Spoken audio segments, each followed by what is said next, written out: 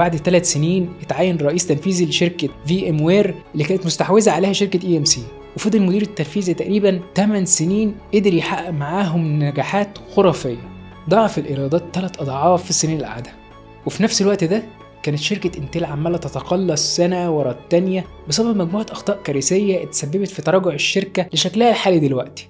يعني منها ويمكن أهمها رفضهم دخولهم عالم الهواتف الذكية في 2005 لما راح لهم ستيف جوبز بنفسه عشان يعرض عليهم تصنيع شرايح تنفع لكمبيوتر ذكي وشخصي صغير، واللي اتعرض بعد كده بالايفون، لكنهم رفضوا لأنهم ما كانوش شايفين المستقبل هيكون للهواتف الذكية. لكن زي ما انت عارف دلوقتي العكس تماما هو اللي حصل.